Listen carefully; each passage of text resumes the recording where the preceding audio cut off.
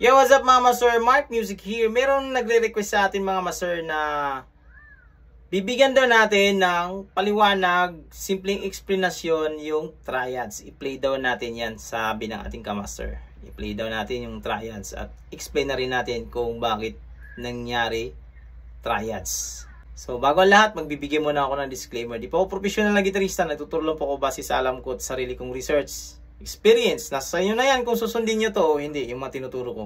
Let's go. Yung tinatawag na triads is kinuha lang yan doon sa major scale. Kumbaga, hindi nangangahulugan na triads is 1, 2, 3. Kumbaga, C, D, E. Hindi.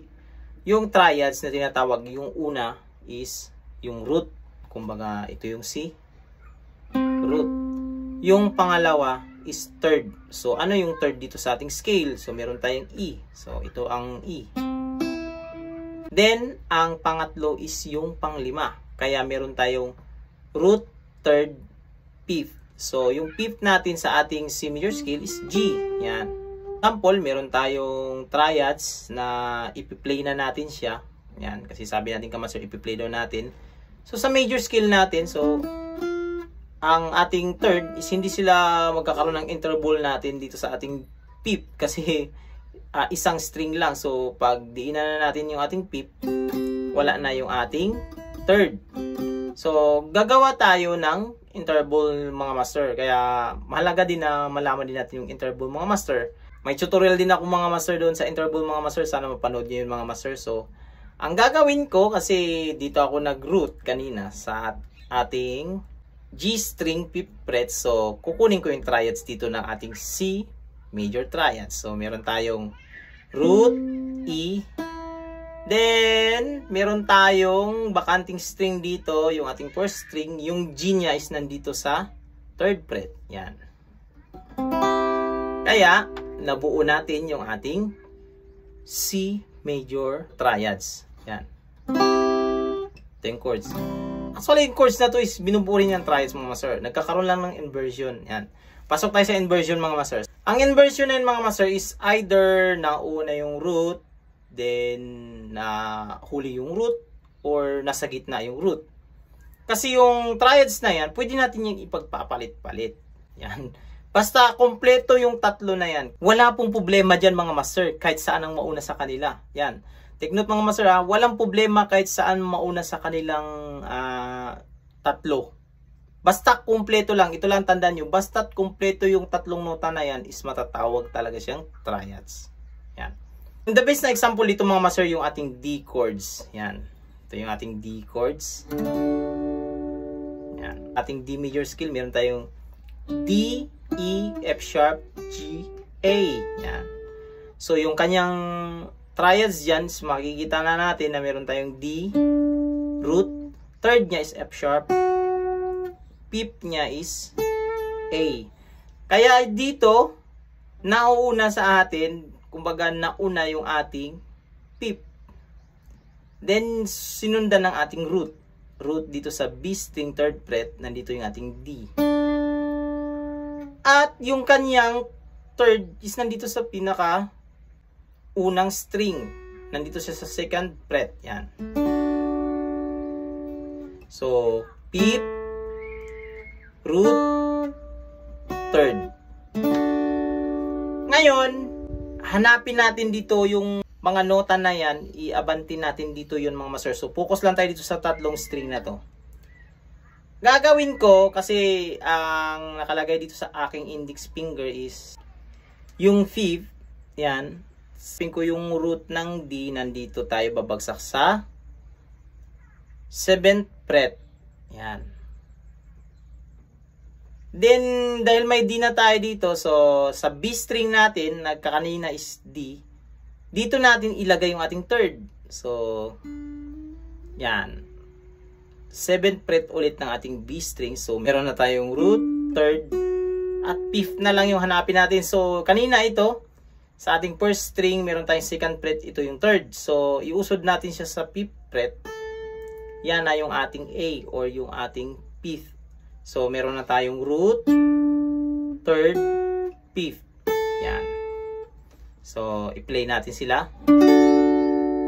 D chord pa rin yan mga master. Yan. Makakatunog lang yan sila. Yan. Then, babaguhin na naman natin yung sequence. Kung kanina yung ating G string is A, ngayon naging D siya or naging root. Siya naman yung gagawin nating third. So, dahil ito ay root, third niya is F sharp. Hanapin lang natin sa ating scale. So, meron tayong D, E, F sharp. Dito tayo babagsak sa 11th fret. Yan. Then, yung ating third naman kanina, dito sa B string, gagawin na natin siyang 5th. So, ito yung 5th niya sa 10th fret ng ating B string. Yan. At yung kanina naman na 5th, yung ating first string, siya na naman yung gagawin nating root. So, ito yun. Nasa 10th fret ng ating first string. So, ganito na yung forma niya. Yan. Yan. So, triads pa rin yan mga master. Ibang inversion lang. At same D chords din yan. Yan. Magkakatunog yan silang lahat. Yan.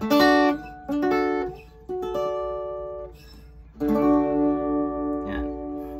Kung baka nagkaroon lang siya ng inversion. So, tapos na tayo dito sa ating major triads mga master. Ngayon, sa minor triads naman. Sa minor triads mga master is same din yan. Doon din tayo babase sa scale niya. Kumbaga, may babaguhin lang tayo na isa. Yung isa na babaguhin natin yung kanyang major third. Kumbaga, yung root natin nananatili yon at yung ating fifth hindi magagalaw. Gagalawin lang natin yung ating third, major third. Sa scale na D, D, E, F sharp, G, A, B, C sharp. Yung third, yung ating gagalawin, ito yung F sharp, iaatas lang natin siya. Yan. So, tawag na sa kanya is minor third. Pwede rin flat third. Yan. Depende sa inyo kung saan kayo komportable mga master. Pero sa intervals, tinatawag siya na minor third. Yan. So, yung F sharp natin naging F. Yan. Kaya nga yung chords natin na D, ito yung major. Pag ganitong position, minor na siya. Yan. Kaya isa rin ito sa maganda nating basihan na pag marinig natin na major is masaya yung sounds niya na nilalabas, yung kanyang chord tone. Pag minor, malungkot yan. Yan. Kumbaga ito yung masaya, ito yung malungkot, yung minor. So, kung napapansin nyo mga master, tingnan nyo yung ating mga nota. So, meron tayong fifth, root, third. Ito lang inusod natin, di ba yung third? Nag-minor na siya. So, yung third, naging F. Yan. Nag-shift lang ng daliri. Yan. Minor na. Ganun siya mga master. Ngayon, i-try natin dito sa ating second inversion ng ating triads mga master. So, sa second inversion natin, ito yung ng ating D, major triads. So, nasa ring finger natin yung third. Ngayon, i-atras natin yung third. So, ang mangyayari sa kanya, ganito na siya. Yan.